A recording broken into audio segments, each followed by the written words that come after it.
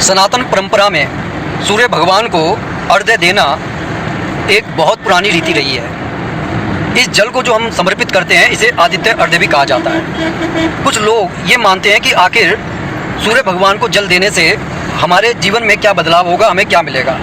तो उन लोगों को एक छोटा सा जवाब ये देना चाहूँगा कि जब हम किसी ऊर्जा से अपना संबंध को प्रगाढ़ करते हैं तो उस ऊर्जा का ट्रांसफ़र हमारे शरीर के अंदर भी होता है, क्योंकि सूर्य भगवान तेज के प्रतीक हैं, ज्ञान के प्रतीक हैं, सुख समृद्धि के प्रतीक हैं, आरोग्य के प्रतीक हैं। तो इस तरीके से वह सब चीज़ें हमारे जीवन को भी अपेक्षित लाभ देती हैं। इसलिए कोशिश और प्रयास हमारे को ये करना चाहिए कि सनातन धर्म को अगर जिंदा रखना है तो कुछ संस्कारों को अपने अंदर आप धारण करके रखें।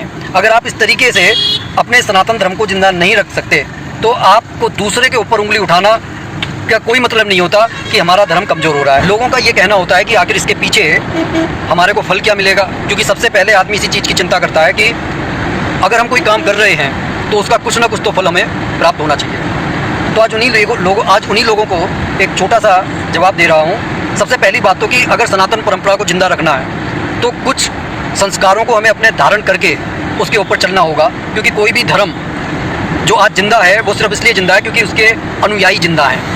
तो इस सनातन धर्म को वैसे कोई मार नहीं सकता। इसे मारने का सिर्फ यही औचित्य है कि उसके अंदर जो अच्छी बातें हैं उनको ख़त्म कर दिया जाए।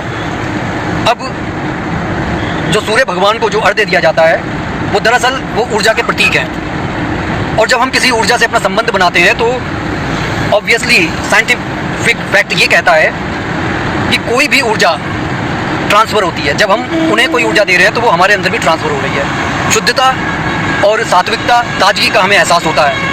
और साथ ही जब सूर्य भगवान से हमारा संबंध प्रगाढ़ होता है तो उस क्षण हमारे अंदर भी वो तेज बढ़ता है, वाणी में वो मिठास और तेजस्विता आती है जो इस समाज में रहने के लिए बड़ी ज़रूरी है।